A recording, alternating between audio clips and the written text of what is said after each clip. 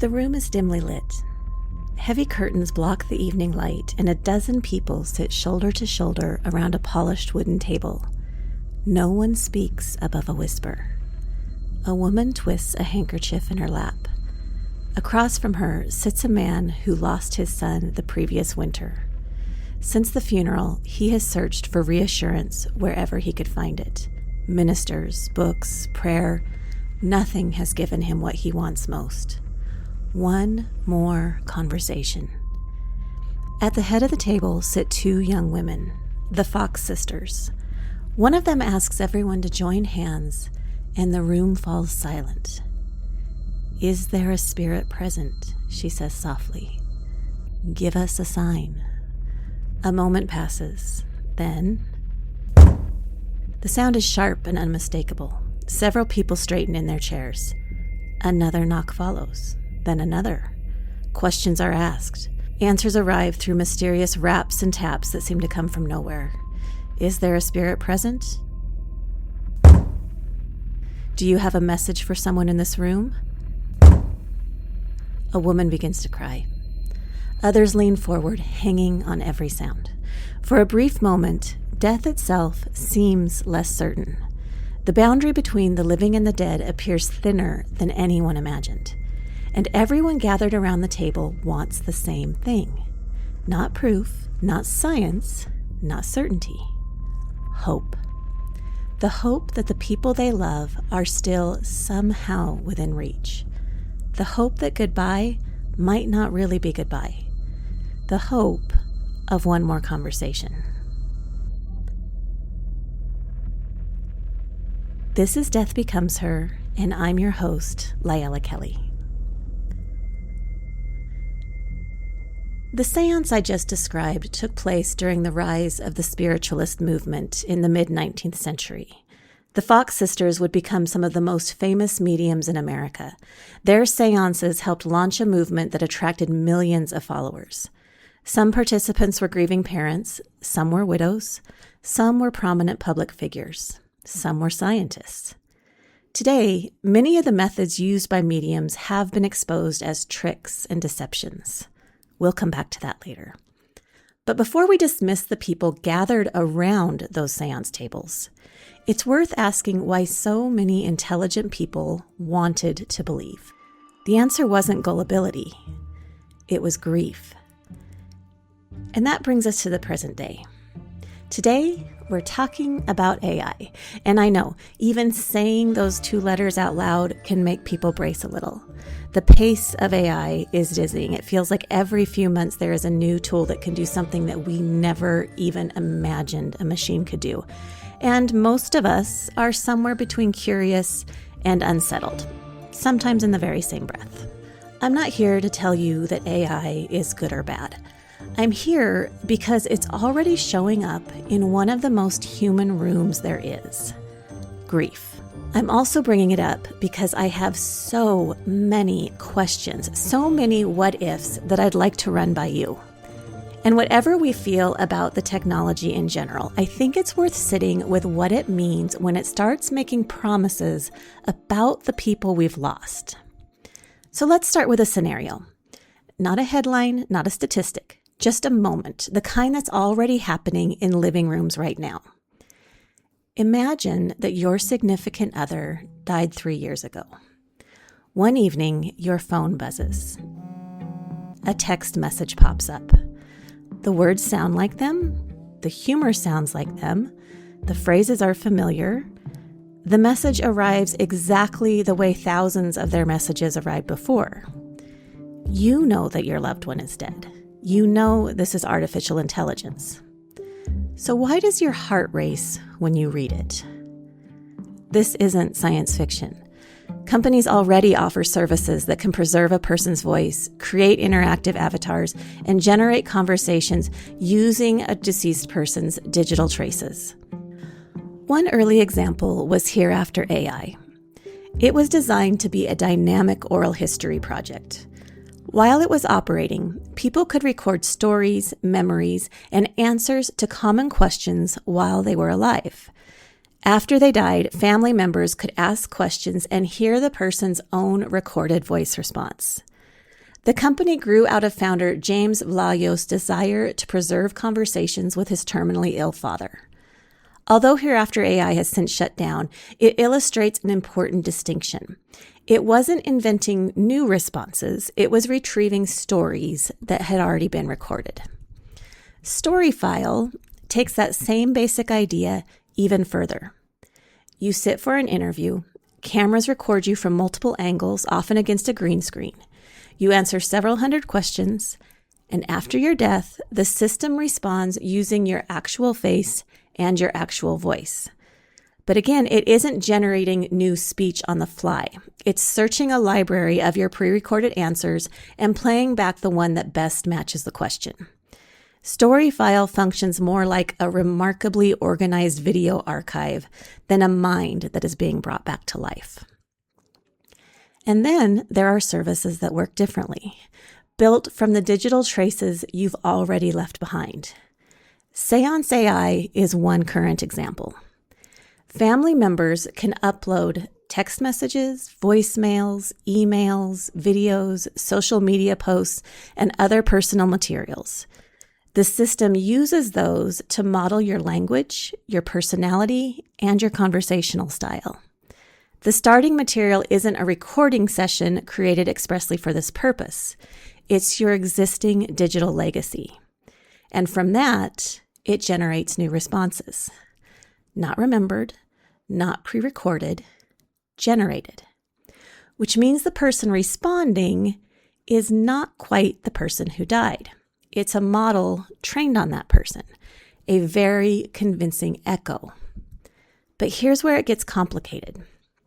There's a meaningful difference between a person who is alive, who has chosen deliberately, thoughtfully to sit down and preserve their voice, their stories, their sense of humor, their way of seeing the world.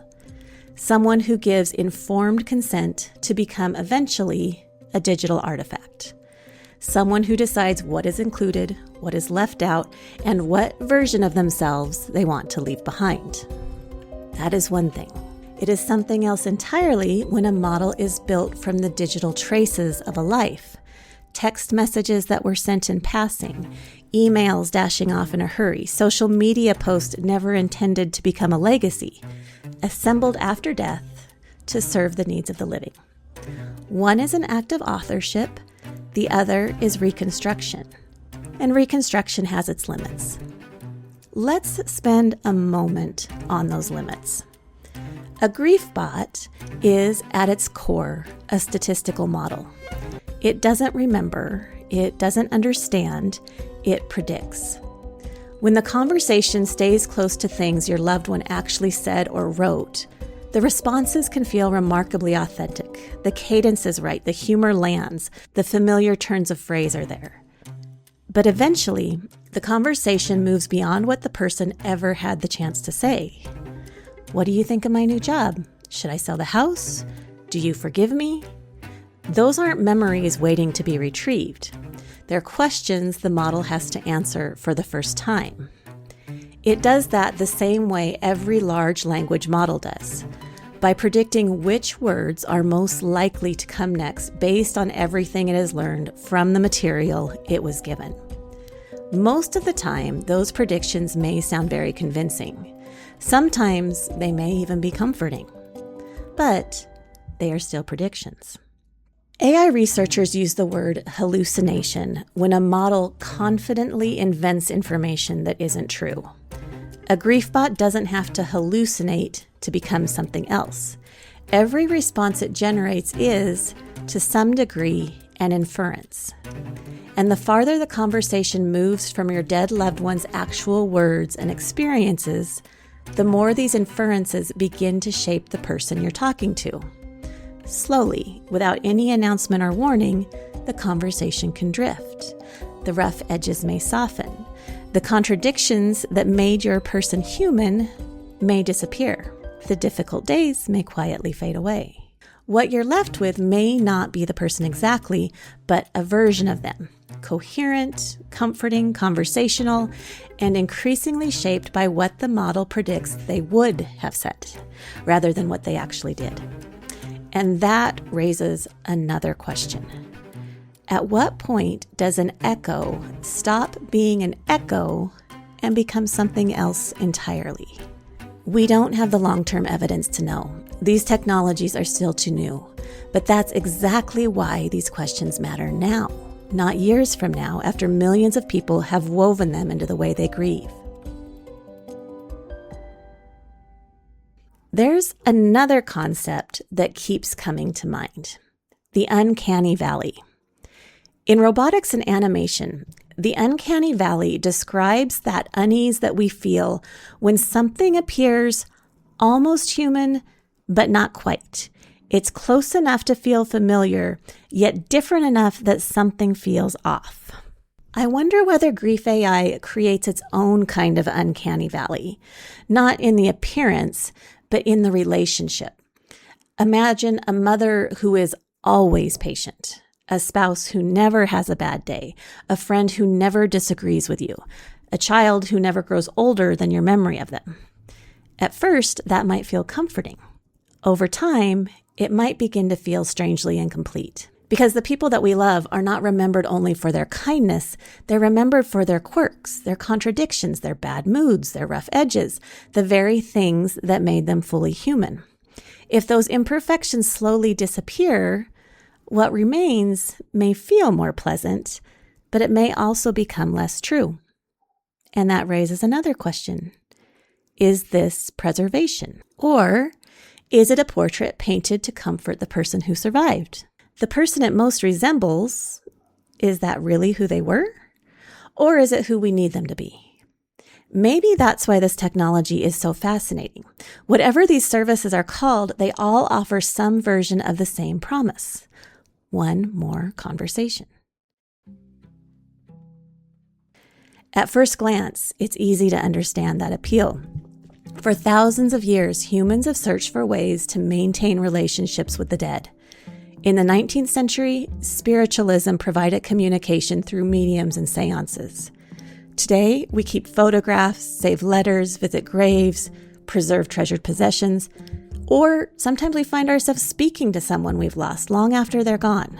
Modern grief theory recognizes much of this as healthy. The theory of continuing bonds suggests that grieving doesn't require us to sever our relationship with the dead. The relationship continues, it simply changes. We carry our dead with us, in our memories, in our stories, in our habits, in the advice that we still hear in our heads years after someone is gone. Maybe griefbots are simply the newest expression of something humans have always done. But there is one profound difference. A photograph doesn't answer back. A letter doesn't write a new paragraph. A voicemail doesn't tell a story that was never recorded. But artificial intelligence does. And the moment our memories begin talking back to us, the nature of the relationship changes entirely. I want to tell you about a conversation I had a few years ago with a friend whose 10-year-old daughter had died in an accident. I had been reading about these technologies, and I asked her what she thought of them, whether she would ever consider interacting with a virtual version of her daughter. She thought about it for a moment, and then she said that she would be afraid to.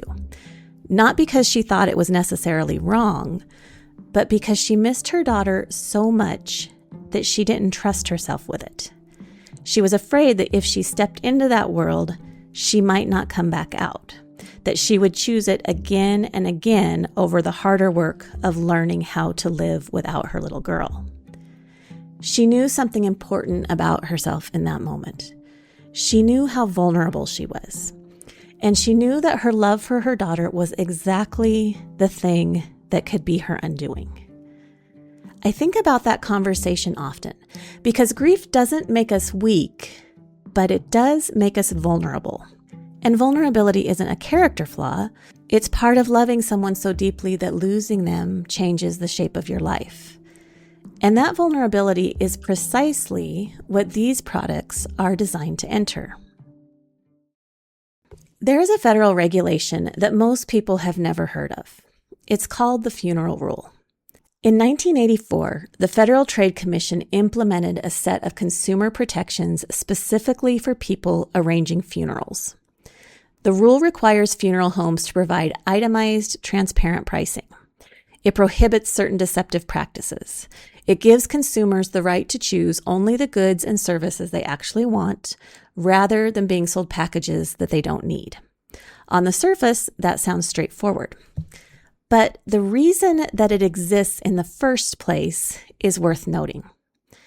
The FTC didn't create the funeral rule because funeral directors couldn't be trusted. Most funeral professionals are doing difficult, meaningful work, often during some of the hardest moments in people's lives. The rule exists because lawmakers recognize something that grief workers have always known. People arranging funerals are not typical consumers. They are exhausted. They are heartbroken. They are often making significant financial decisions for the first time in an industry that they know nothing about, under time pressure, while in shock. Grief affects cognition. It affects judgment. It affects our ability to evaluate information clearly and advocate for ourselves. And so we decided as a society that people in that condition deserved additional protection. Not because they're weak, because the circumstances are extraordinary. Now consider grief AI. The funeral rule doesn't apply to griefbots. It doesn't apply to voice cloning services. It doesn't apply to digital avatars or AI companions modeled on the dead. And yet, these products are being marketed to the same population that federal regulation already recognizes as potentially vulnerable: people in mourning. The regulatory framework that protects a grieving person from being pressured into buying an expensive casket has nothing to say about a platform charging a monthly subscription fee for access to a digital version of the person they've lost. We thought carefully about the first one. We've barely begun to think about the second. And that raises more questions that become even more important when we consider what we already know about human relationships with artificial intelligence. People become attached to AI. This isn't speculation. Researchers have already documented emotional attachments forming with AI companions, therapeutic chatbots, and conversational systems. People describe these technologies as friends, confidants, and sources of comfort. Human beings are extraordinarily capable of forming emotional bonds. Now, imagine replacing a generic chatbot with your deceased spouse, or your mother, or your child. The emotional stakes change dramatically.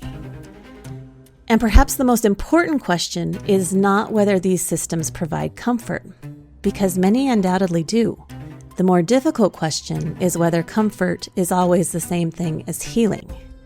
Grief is painful, but grief is also adaptive. Part of mourning involves learning how to live in a world that has been permanently altered.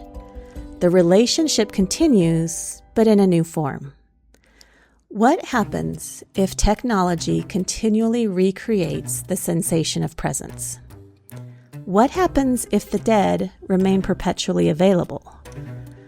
What happens if every moment of longing can be answered by opening an app? We don't yet know the answers, but these are questions worth asking now, because for thousands of years, the wish has been the same. One more conversation. A séance lasted an evening. A letter had an ending. A voicemail eventually stopped playing, but a grief bot doesn't have to say goodbye. And that changes the nature of the experience, especially when profit enters the picture. Historically, mourning rituals were shaped by families, communities, and spiritual traditions.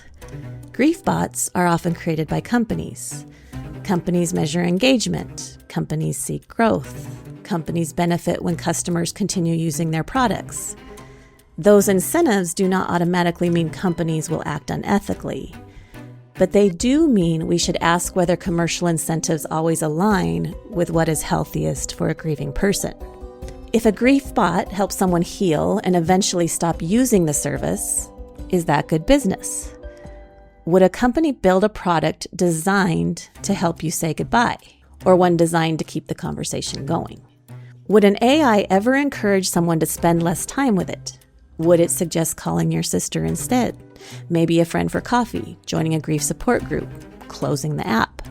We don't know. But those are questions worth asking before we build an industry around relationships with the dead. And now we return to the Fox sisters. We know today that the mysterious raps and knocks that were heard in the darkened rooms were not messages from the dead. In 1888, Margaret Fox confessed publicly that the sounds had been a trick, produced by, of all things, snapping her toe joints against the floor. A simple physical deception that had filled the grief-stricken with hope and moved them to tears. It would be easy to dismiss those people as naive, but the people in those rooms were not foolish. Many were educated. Many were scientists and scholars and public figures.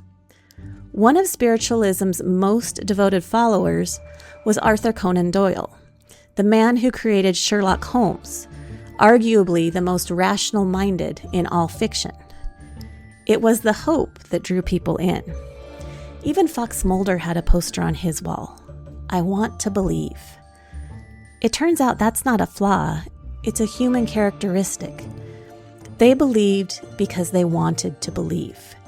Because grief has a way of making the impossible feel worth reaching for.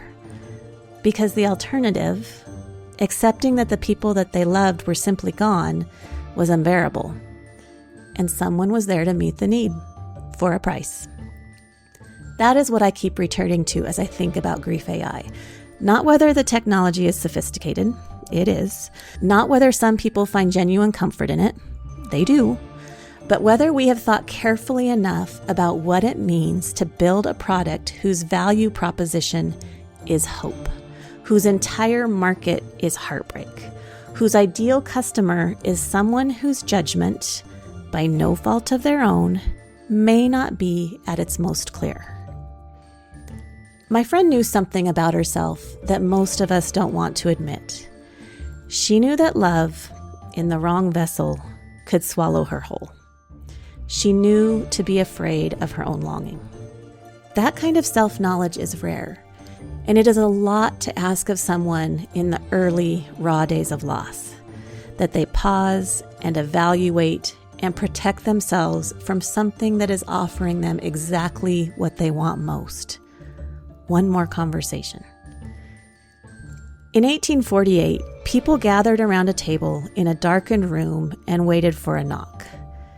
Today, they reach for their phones. The technology has changed. The longing has not. The Fox sisters weren't really selling messages from the dead. They were selling hope to people desperate for one more conversation. Nearly 2 centuries later, we're still asking the same thing of new technology. The names have changed, the tools have changed, but humans remain the same. So maybe the honest thing, the brave thing, isn't to search for another way to speak with the dead. Maybe it's to start talking about death while we're still alive. Before the knock, before the phone buzzes, before we're desperate enough to need either one. Remember, talking about death won't kill you. I promise. This has been Death Becomes Her. You can find me on Instagram at Leaving Well Death Doula or on TikTok as Death Doula Layela. As always, thanks for listening.